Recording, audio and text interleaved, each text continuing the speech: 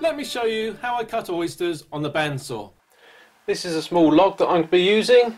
It was cut a couple of months ago in the middle of winter. So, I mean, it's not amazingly wet, but neither is it dry. Let's have a quick look with the meter. And that's looking at about 34–35% moisture content. It's been sat out in the rain and the sunshine and the wind for the last 2 months, and you can see it's drying out and there's some star cracking going on. But for this demonstration it'll be perfectly fine, and it will be interesting to see how the oysters actually hold up to drying out. This is the high-tech jig that I'll be using to help push the log through safely on the bandsaw. It's just a couple of pieces of wood, a piece of plywood, a couple of pieces of wood stuck on there. It formed part of something else, and you can see probably I've broken a piece of wood off here. All it gives me really is a platform for the log to sit on and a little fence against which to make a 3-point contact. I've placed the log on there, and this one's got a curve, so if you've got a curved log, put the outside of the curve against where the fence is and sit the fence down on the platform.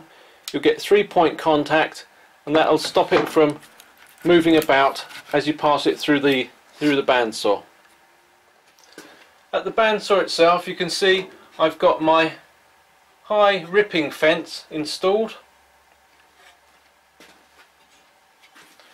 That's at 90 degrees to the table, and the table's at 90 degrees to the blade, and I've set it for probably just under 1/8 of an inch.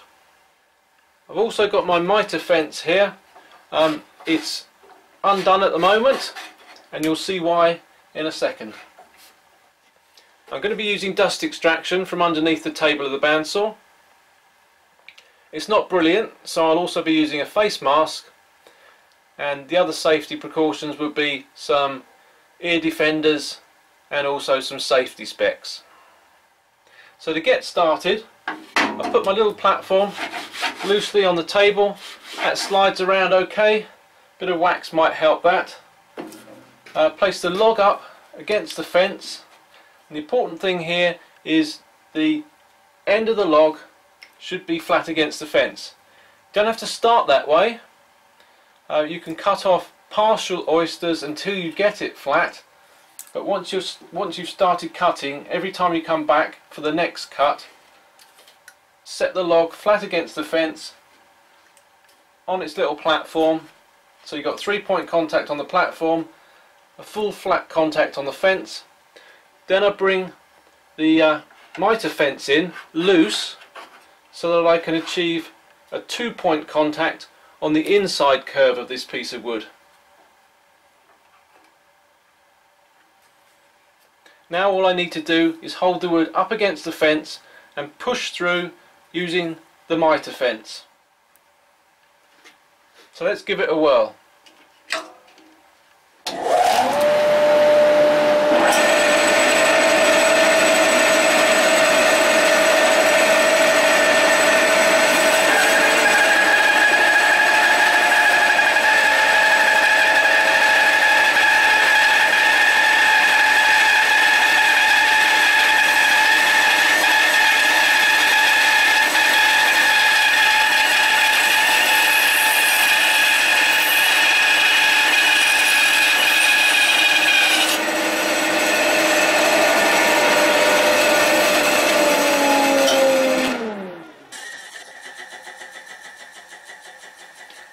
First thing I do is loosen off the adjustment on the mitre fence.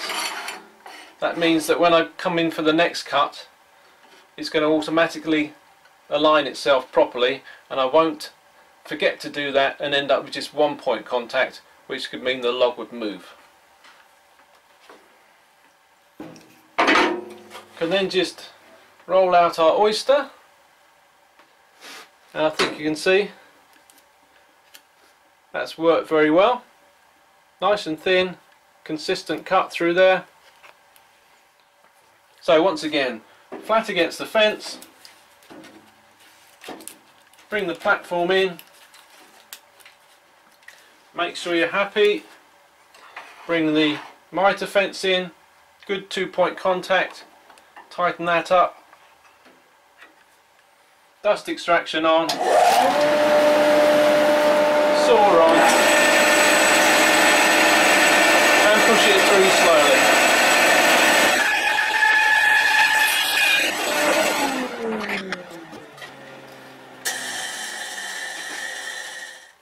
Always remember, when you're cutting something this big, there's an awful lot of blade exposed, and unless you keep your fingers well back from that, you've always got the chance of doing some serious damage. So just be careful. Before long you'll have stacks of oysters. The only problem now is, what are you going to do with them? But that's another video. Cheerio!